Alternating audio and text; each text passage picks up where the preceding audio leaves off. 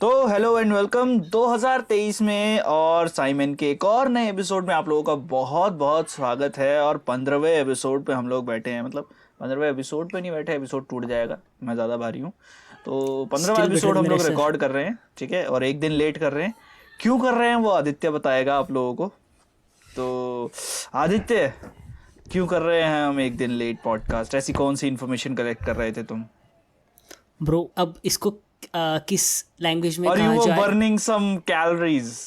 Exactly, या thanks for saving me bro, that's exactly what I was doing.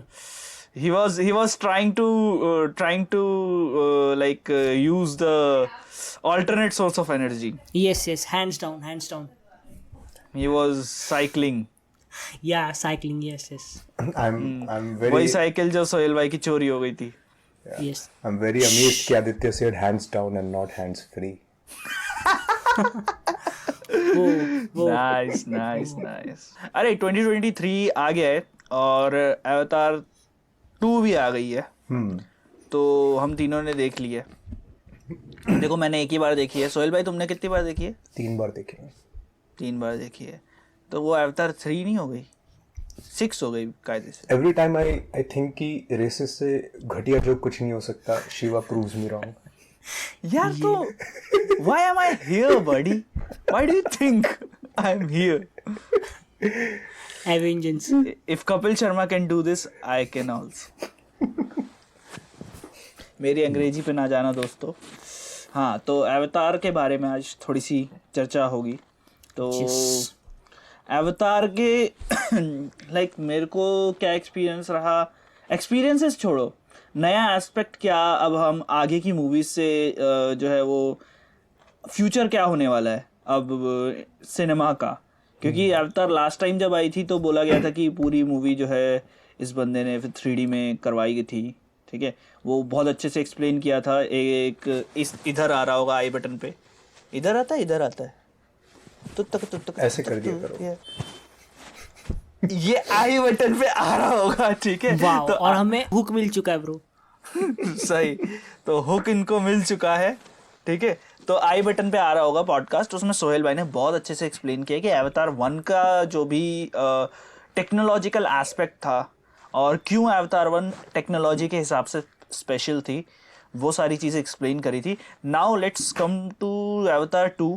तो आप लोग मतलब ये बताओ कि इसका टेक्नोलॉजिकल एस्पेक्ट जो होने वाला है आगे के सिनेमा पे क्या दिखने वाला है, और आगे की जितनी भी मूवीज अब आने वाली हैं इस टेक्नोलॉजी को कैसे मतलब इंटीग्रेट होता हुआ देखते हो आप लोग?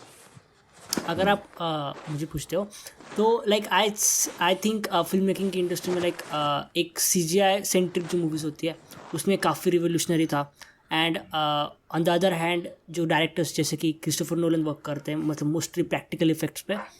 Practical effect is also like playing with की मिनीचर चीज़ को बड़ा करके दिखाना is still a big thing. And दोनों का हाइब्रिड करें तो मतलब चीज़ें और भी नेक्स्ट लेवल चली जाएंगी। That's what I have learned till.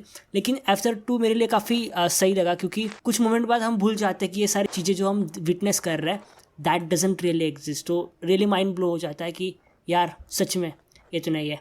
And फिर से एक इंटरेस्टिंग थिंग मुझे ये लगी कि जो कैरेक्टर्स डिज़ाइन किए हैं मूवी के अंदर, ऑल्दो वो एलियंस है तो एलियंस को भी रिप्रेजेंट करने के मुझे लाइक वेरियस तरीके दिखते हैं। कोई क्रीपी दिखाता है, फिर कोई मिल गया में जादू था, वो क्यूटर साइड पे था। लेकिन अवतार 2 में एक यूनिक चीज़ मुझे ये लगी कि ह्यूमन लाइक स्ट्रक्चर्स है, मतलब काफ़ी बिलीवेबल लगता है चीज़ों को और हम कनेक्ट कर सकते हैं क्योंकि जो उनके फैमिली डायनामिक्स है वो भी काफ़ी हद तक ह्यूमन लाइक है।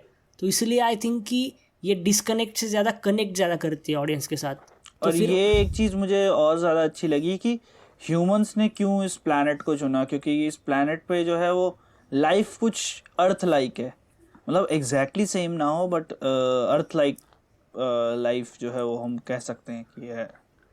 तो एक ये भी फैक्टर जो है वो पेंडियोरा का अर्थ के लोगों को वहाँ तक ले जाने का मतलब साइंटिफिक एस्पेक्ट भी दिखाई देता है उसमें। और लास्ट टाइम हम लोग बात कर रहे थे मैं और सोहेल भाई की what if humans are the aliens which we have saw in our movies, मतलब कि जो जाके दूसरे प्लैनेट्स पर अटैक करते हैं, अगर वो हम ही हैं तो इस चीज़ को तुम कैसे देखते हो? इस क्वेश्चन पे आएंगे, पर उससे पहले सोहेल भाई के पॉइंट्स थोड़े से जान लेते हैं। सोहेल भाई, तो आप भी थोड़ा बताओ कि कैसे सिनेमा को चेंज कर सकती है अवतार 2 के टेक्नोलॉजी? टेक्नोलॉजी बहुत बहुत रेवोल्यूशनाइज कर सकती है। जैसे मैंने पहले पॉडकास्ट में भी कहा था कि जेम्स कैमरन और जो टीम है उनकी, they are pushing the envelope of technology या फिर technological advancement in film making in cinema. Starting की अवतार से, अवतार में उन्होंने वो मोशन कैप्चर टेक्नोलॉजी में जो फेशियल रिकॉग्निशन, फेशियल कैप्चर वाला जो मैकेनिज्म था हेलमेट के सामने कैमरा लगा के, दैट वाज आई थिंक सबसे पहले अवतार में ही किया था, राइट। एंड इट्स लाइक तुम एक छोटी सी चीज़ देखो, अभी अवतार 2 में है, ठीक है, हम लोग इतने सारे VFX वाली फिल्म बना रहे हैं, ठीक है, अब आप इसमें और नया क्या कर सकते हो, आप रियल को और रियल कैसे बना सकते हो। So it goes into the detailing part, ठीक है। आप अब एक्सपैंड नहीं करोगे, अब आप और डेप्थ में जाओगे कि अभी जो हमारे पास है उसको डिटेल कैसे बनाओगे। सबसे मुश्किल चीज़ जो हमारे VFX में है वो है मतलब वाटर को सिमुलेट करना, बहुत पावर लगती है उसमें, राइट। तो जेम्स कैमरन ने क्या किया, he had to shoot under water sequences, ठीक है। तो उसने बोला कि सब लोग सांस रोक के करेंगे। क्यों करेंगे सांस रोक के? अब ये कोई मिशन इम्पॉसिबल वाला वो नहीं है कि हमको करना ही है for the sake of it.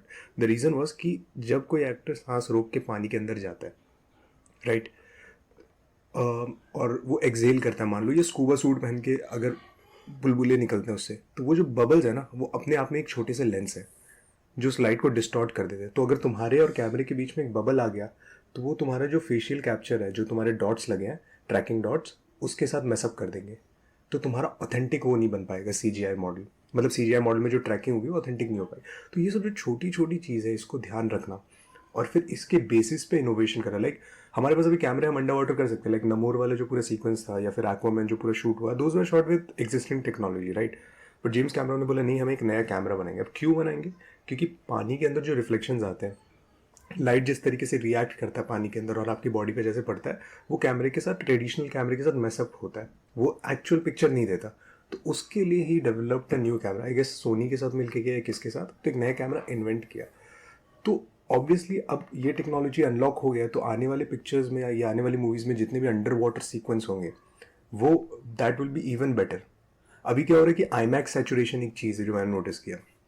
जितनी भी मैं मूवीज़ देखता हूँ अभी जो मोस्टली VFX के साइड में होती है, जो IMAX पे होती है, उनमें IMAX जैसा कुछ नहीं होता, with the exception of Dune, है ना।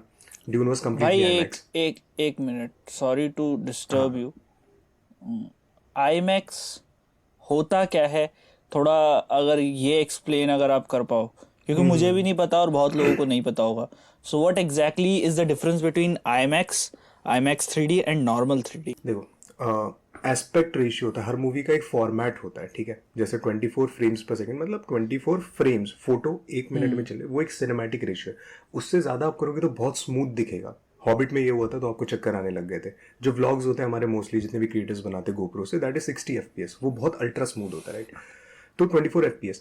अब बात आता है एस्पेक्ट रेशियो का। फॉर एग्जाम्पल आप यूट्यूब पे अगर ये पॉडकास्ट देख रहे हो, उसका एक रेशियो है, दैट इज 16:9। आप अगर शॉर्ट्स देखते हो उसका एक रेशियो विच इज़ 9:16, है ना। तो उसी तरीके से जो हमारे नॉर्मल मूवीज़ होते हैं वो एक 16:9 के रेशियो में होता है। और भी बहुत सारे रेशियो होते हैं but 16:9 is one of them, ठीक है। 4:3 का भी रेशियो होता है। सो IMAX स्क्रीन क्या होता है, नॉर्मल मूवीज़ क्या होता है, चौड़े होते हैं। IMAX स्क्रीन उससे थोड़े से बड़े होते हैं, मतलब हाइट थोड़ी ज़्यादा होती है। तो यानी कि मतलब समझिए लेंथ और ब्रेथ का जो रेशियो होता है वो कम होता है। It's more squarer as compare to rectangular. तो उससे क्या आपको एक ज़्यादा इमर्सिव एक्सपीरियंस मिलता है। स्क्रीन भी बड़ा होता है एज कम्पेयर टू आपका नॉर्मल मूवी, ठीक है। और 3D तो सेम है, 3D सेम, मतलब जो नॉर्मल 3D होता है वही आप IMAX में कर दो तो IMAX 3D होता है। बट हाँ, एक बहुत इंपॉर्टेंट चीज़, लाइक मैं आदित्य से ऑफलाइन डिस्कस कर रहा था लास्ट टाइम कि IMAX 3D में ऐसा क्या स्पेशल है एवतार में जो बाकियों में नहीं है। इट वाज लाइक कि हम जो नॉर्मल 3D मूवीज़ देखते हैं उसमें आप जब 3D देखते हो और कोई मान लो बहुत तेज़ से कोई प्लेन उड़ के गया तो वो थोड़ा सा फजी दिखता है, ब्लरी दिखता है 3D में, है ना। इन्होंने क्या किया एवतार 2 में, इन्होंने किया वेरिएबल फ्रेम रेट। मैंने फ्रेम रेट बताया कि 24 फ्रेम्स में होता है, राइट। तो इन्होंने फ्रेम रेट को ही वेरी कर दिया पूरी मूवी में। सो अब हुआ क्या कि जब आपका एक मान लो 24 FPS पे चल रहा है एक सीक्वेंस, राइट, वो आपको ब्लर दिखेगा। ब्लर क्यों दिखता है? क्योंकि एक इमेज और दूसरे इमेज के बीच में कुछ वो नहीं है। जितना तेज़ मुड़ेगा, तो आप एडिटिंग जो करते होंगे वो जानते होंगे कि एक फ्रेम में अगर ऑब्जेक्ट यहाँ पे, दूसरे फ्रेम में ऑल ऑफ अ सडन यहाँ पे आता है, तो बीच में नहीं है, तो इसलिए वो आपको ब्लर दिख रहा है। वेरिएबल फ्रेम रेट क्या करता है, उसके बीच में भी आपका जो इमेजेस है वो फिल इन कर देता है, तो आपको वो जो पूरा सीक्वेंस है वो स्मूथ दिखता है।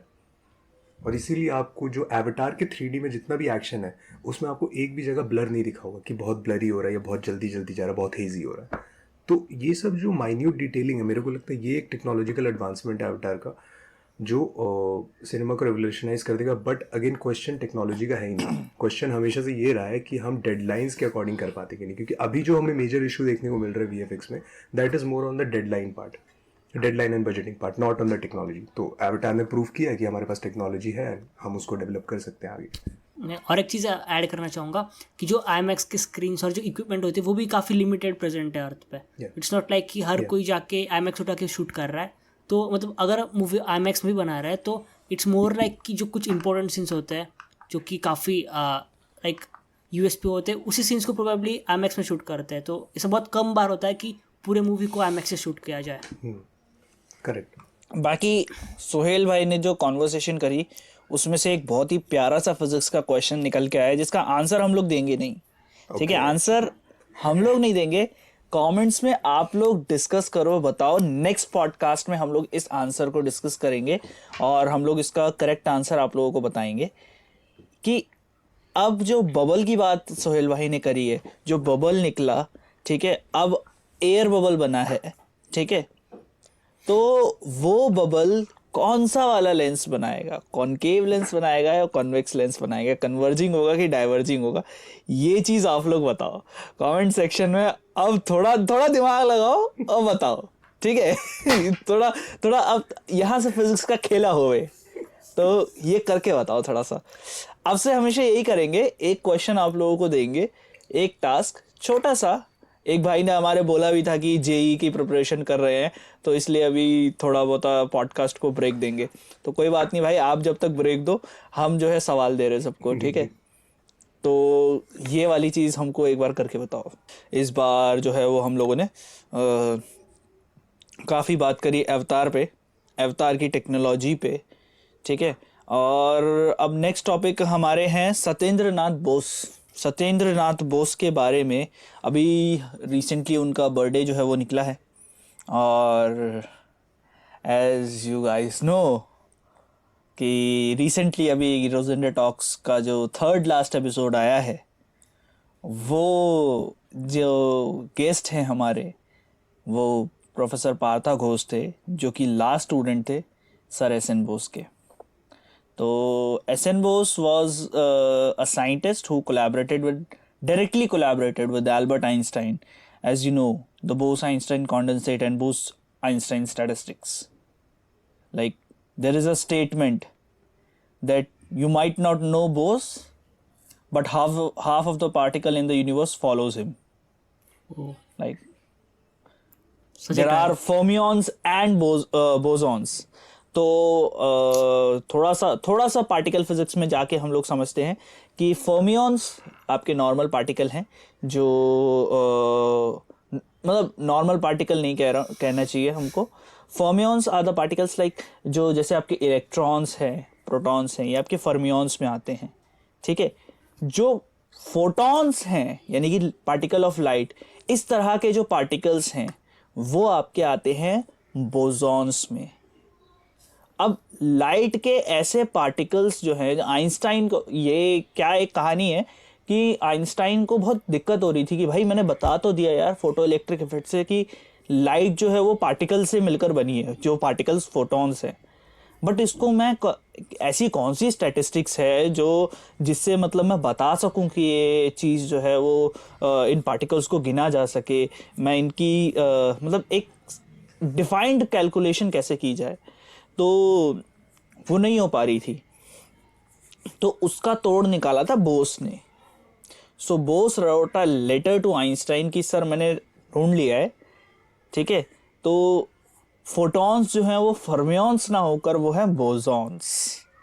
वो बिलियर्ड बॉल्स की तरह नहीं है, लाइक वो ऐसे पार्टिकल्स नहीं है जिनकी काउंटिंग आप 1 2 3 करके करते हो। उनको एनर्जीज लेवल्स में बांट के उनकी काउंटिंग करनी पड़ती है, ठीक है? तो बोस आइंस्टाइन स्टैटिस्टिक्स से हम बोसॉन्स को कैलकुलेट करते हैं, मतलब उनकी एक काउंटिंग करते हैं, ठीक है। जितना आप छोटे होते जाते हैं ना, जितना आप छोटा लेवल पे जाते जाते हैं, उतना ही चीज़ें जो है वो, मतलब कह सकते हो कि उतना ज़्यादा कॉमन सेंस से आप हटते जाते हो। कॉमन सेंस वहाँ पर चीज़ें का काम नहीं आती है कि इलेक्ट्रॉन यहाँ भी हो सकता है, यहाँ भी हो सकता है, सेम इलेक्ट्रॉन आप ऑब्जर्व कर रहे हो यहाँ भी है, आदित्य ने ऑब्जर्व किया तो यहाँ भी हो सकता है। that's not common sense, that's quantum sense. वही मैंने बोला ना, कॉमन सेंस वहाँ पे खत्म हो जाता है, वहाँ क्वांटम सेंस चालू होता है, और जहाँ क्वांटम सेंस चालू होता है वो उनके लिए कॉमन सेंस है, हमारे लिए भाई बवाल है। एक वो है ना, एक कोट है, if you understand quantum physics you don't understand Yes. भाई प्लीज। तो एसएन बोस जो है एक फिजिसिस्ट थे, और एक बहुत ही इंपॉर्टेंट चीज़ है उनके बारे में जो बहुत लोग जानते भी हैं, बहुत लोग हम नहीं भी जानते हैं। सो आइंस्टाइन का जो रिलेटिविटी का पेपर था 1905 का, 05 वाला, अच्छा 1905 का और 1914 दोनों। सो वो पेपर जो है वो ट्रांसलेट किए गए थे 2 इंडियंस के द्वारा, जिनमें से एक थे हमारे Satyendra Nath Bose, and the other was his batchmate. तो वो थे हमारे Meghnath Saha. Meghnath Saha is the one who is known as the father of Indian nuclear physics थे। साहाज आयनाइजेशन इक्वेशन के बारे में अभी मैंने डिस्कस किया है मैडम के साथ, डॉक्टर प्रिया हसन, कैसे एस्ट्रोनॉमी में साहा इक्वेशन को यूज़ किया जाता है स्टेलर कोरोना को स्टडी करने के लिए। मतलब सन का जो आउटर आइनोस्फेयर है उसको कैसे स्टडी किया जाता है, फोटोस्फेयर को कैसे स्टडी किया जाता है साहा इक्वेशन की मदद से, वो हमने वहाँ पर डिस्कस किया है। तो आइंस्टाइन के पेपर को इन दोनों ने क्या किया था, पहली बार इंग्लिश में ट्रांसलेट किया था। ऑल ओवर द वर्ल्ड पहले वो जर्मन में ही होता था पब्लिश, बट उसका पहला ट्रांसलेशन इंग्लिश में किसने किया था, मेघनाथ साहा और सत्येंद्र नाथ बोस ने 1915 में, ठीक है 1915 में इन लोगों ने ये काम किया था। और फिर उसके बाद जो है सत्येंद्र नाथ बोस ने जब ढाका यूनिवर्सिटी में काम करते हुए उनको एक आइडिया आया, और उन्होंने वो आइडिया पूरा लिख के अच्छे से लेटर बना के आइंस्टाइन को भेजा। तब आइंस्टाइन को वो पसंद आया, जिसमें बोस आइंस्टाइन स्टैटिस्टिक्स का जो है वो एक इजाद हुई थी उसकी। एंड देन उसके बाद जो है आइंस्टाइन ने उनको बुलाया एंड अपने साथ उन्होंने काम करवाया। एंड बोस ने मतलब काफ़ी टाइम तक आइंस्टाइन के साथ काम किया, बोहर के साथ भी काम किया था। तो like he became overnight celebrity, so that's what Satyendra Nath Bose for you। और एक बोनस स्टोरी जो है वो ये है कि when India got independent, तो उस समय पे ये हुआ कि आपको एक नेशनल प्रोफेसर नाम की एक चीज़ इंट्रोड्यूस की गई। अब वो है कि नहीं है आई डोंट नो, क्योंकि अब मैं नेट पे कई बार सर्च करता हूँ तो वो चीज़ मेरे को मिलती नहीं है कि नेशनल प्रोफेसर कोई है कि नहीं है। सो नेशनल प्रोफेसर की उपाधि दी जानी थी। सो पहले दी वो उसके लिए चुना गया सर सीवी रामन को। सो रामन ऑब्वियसली नोबेल लॉरिएट थे फिज़िक्स में। सो उनको बोला गया कि आप ये उपाधि लीजिए, but he rejected. So the person who became the first national professor of India was Satyendra Nath Bose, ठीक है। तो उनको ये उपाधि दी गई। अब एक बहुत अच्छी एक स्टोरी है जो मैंने सोहेल भाई को सुनाई थी ऑफलाइन। मैं चाहूँगा कि आदित्य तुम भी उसको इंस्टाग्राम पर जाके देखो, और सोहेल भाई आप भी रिवाइज करना उसको। याद है मैंने एक आपको स्टोरी सुनाई थी कि हम उसका एक बनाएंगे, किताब पढ़ रहे थे। हाँ, राइट याद आ गया। वो वाली। सो वो अब इस वाले पॉडकास्ट में जो है वो पब्लिक कर दी गई है। ओके। सो वो देखना। और ये जो लोग इंडियन फिलॉसफी के बारे में थोड़ा सा जानना चाहते हैं, सो वो भी मैंने डिस्कस किया है सर के साथ, वो आप लोग देख सकते हैं। So this was Satyendra Nath Bose, एक इंट्रोडक्शन था आप लोगों के लिए, ठीक है। तो सत्येंद्र नाथ बोस के बारे में और जानना है आप लोगों को बहुत ज़्यादा डिटेल में, सो आई विल रिकमेंड यू अगर आप किताब वगैरह नहीं पढ़ते हो, डॉक्यूमेंट्रीज देखना ज़्यादा पसंद करते हो, सो क्वांटम इंडियंस देखो, बेस्ट है। क्वांटम इंडियंस में जाके आप लोग मतलब उसमें जाके आप लोग ये देख सकते हो कि सत्येंद्र नाथ बोस, मेघनाथ साहा, सीवी रामन, तीनों का काम क्या क्या था, ठीक है, और क्या क्या चीज़ें इन लोगों ने अपनी अपनी लाइफ में करी है, ठीक है। तो याद होगा तुम लोगों को हिग्स बोसॉन की जब 2012 में डिस्कवरी हुई थी, तब बोस का नाम जो है वो बहुत ज़्यादा हुआ था कि हिग्स बोसॉन में जो बोसॉन है वो बोस से आया है, ठीक है। इसकी भी एक स्टोरी है, वो उसके ऊपर एक डिटेल्ड वीडियो बनाएंगे, ठीक है। So this was Satyendranath Bose for you. Podcast छोड़ने के बाद भाई साहब, मतलब भैया मैं जा रहा हूँ, मेरे को ना जाना, अरे ब्रो मुझे जाना पड़ रहा है, वर्डिंग्स देखो लौंडे की, मुझे जाना पड़ रहा है। मैं कहा ठीक है भाई, कोई बात नहीं। अरे ब्रो मेरे को जाना पड़ रहा है यार। मैं कहा ठीक है कोई बात नहीं, फैमिली के साथ रह रहे तो जाना पड़ रहा होगा, कोई बात नहीं। देख रहा हूँ अगले दिन देख रहा हूँ, मैंने कहा चलो ठीक है कोई नहीं करेंगे पॉडकास्ट। तो 11:30 आएगा, 11:30 सोहेल भाई को वाइंड अप करना था। मैंने कहा कल करेंगे पॉडकास्ट। अगले दिन देखता हूँ बंदा भाई साहब स्टोरी डाला हुआ है। मैं कहा ये had a tension free night ये Aditya after leaving the podcast.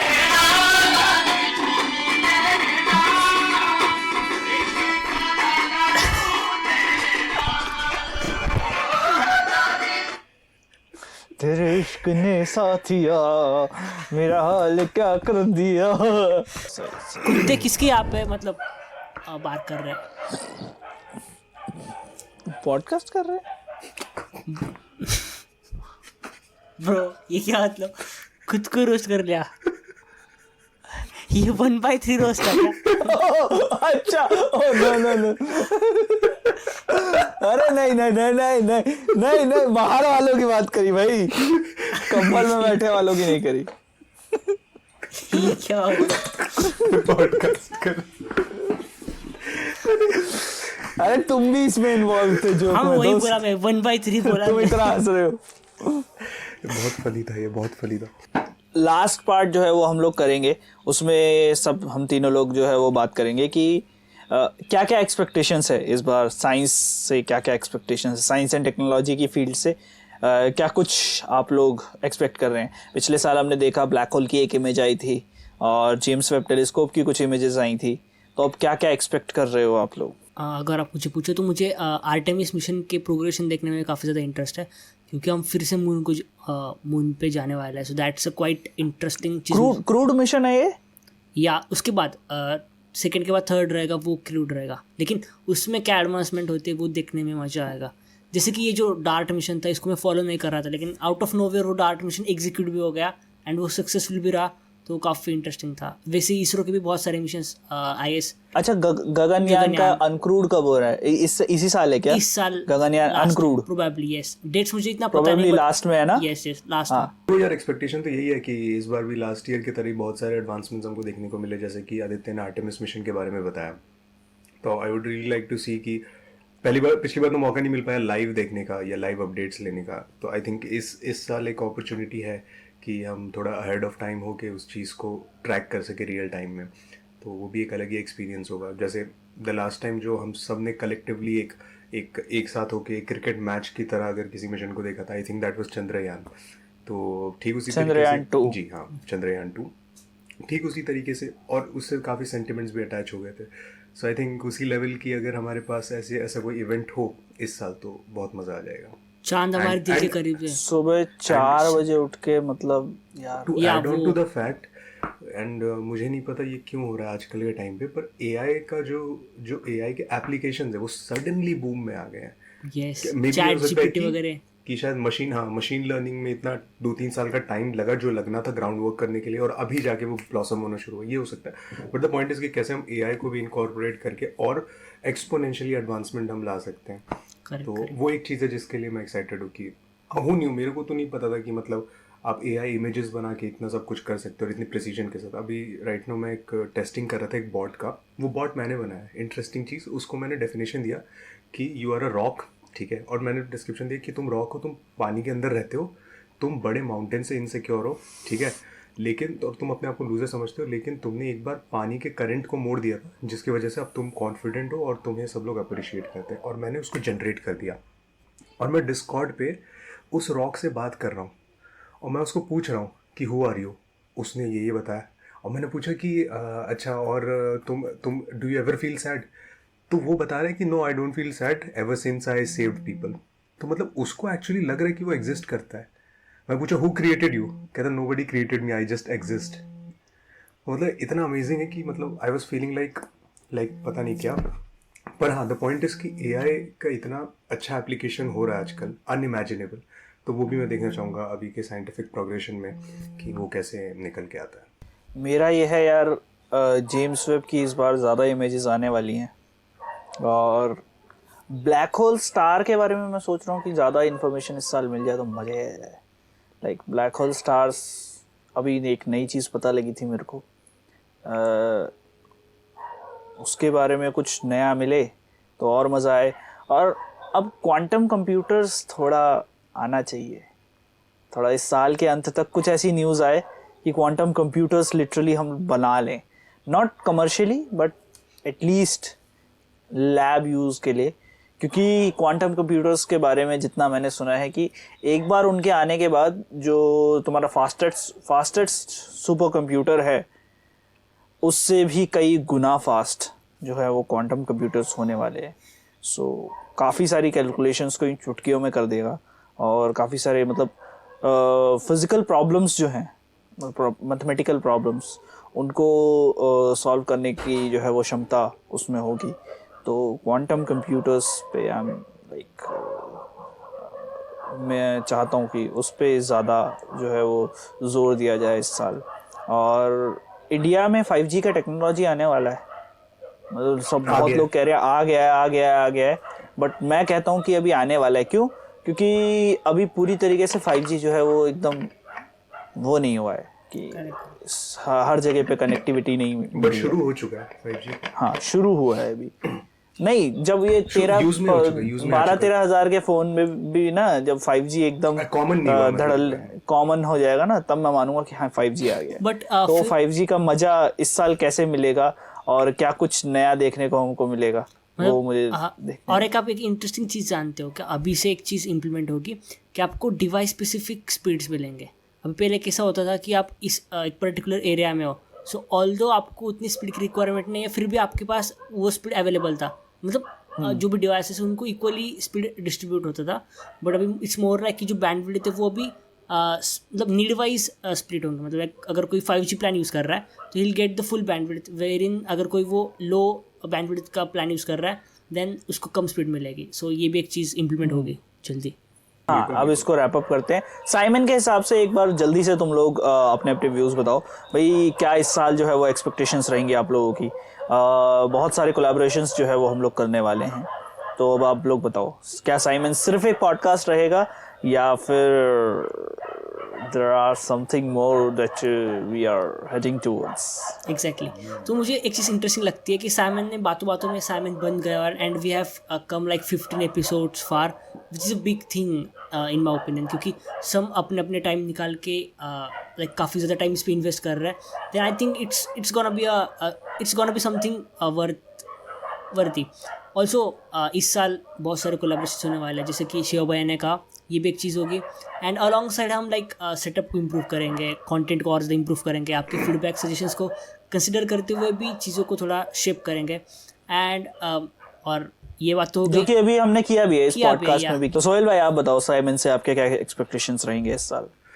मेरे साइमन से देखो, मेरा एक्सपेक्टेशन तो ऑब्वियसली साइमन को लेकर यही है कि जैसे अपन सारे जॉनरा में, कम्युनिटी में जो इंडिपेंडेंट साइंस क्रिएटर्स हैं या साइंस ओरिएंटेड क्रिएटर्स मैं कहना चाहूँगा हम लोग हैं, तो हम लोग एक अभी काफ़ी स्कैटर्ड थे अभी तक। एंड आई थिंक साइमन एक बहुत ही अच्छा इनिशिएटिव है जिससे हम सब एक जगह पर आकर we exchange knowledge and we exchange curiosity. तो आई थिंक वो जो विज़न है वो विज़न आगे बढ़ेगा और वो ग्रो करेगा। वो मेरा प्रायोरिटी है साइमन को लेकर और मेरा एक्सपेक्टेशन भी यही है।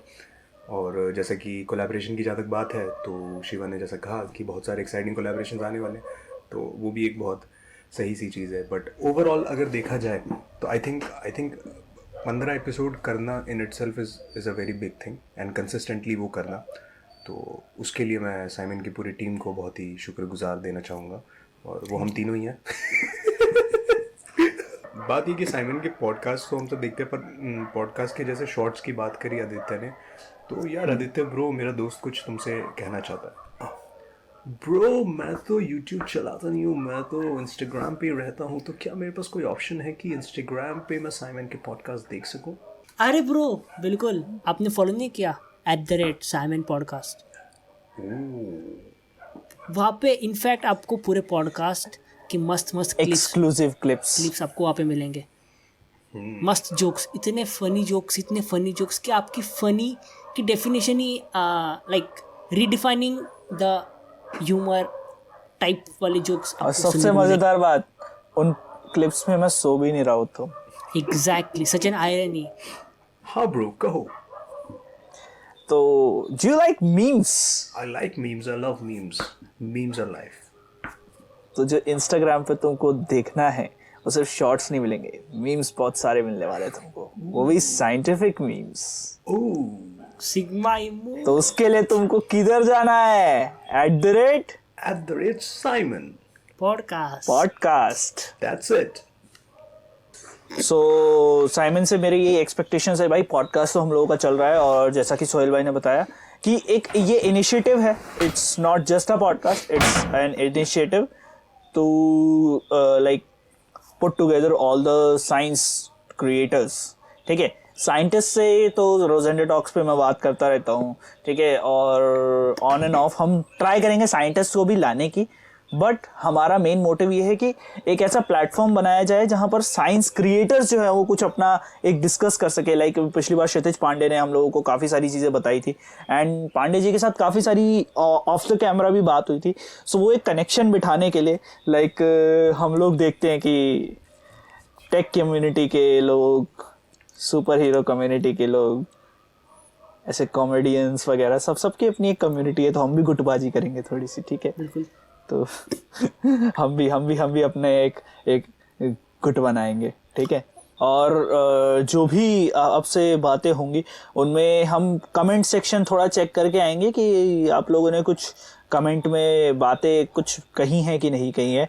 आपके सजेशंस को हम लोग ध्यान में रखेंगे, एंड आपके जो टॉपिक्स हैं जिनको आप सजेस्ट करना चाहते हो वो कमेंट सेक्शन में या इंस्टाग्राम पे मैसेज करके हमको आप बता सकते हो, ठीक है। तो that's it for today, and let's sign off from Simon. Thank you very much.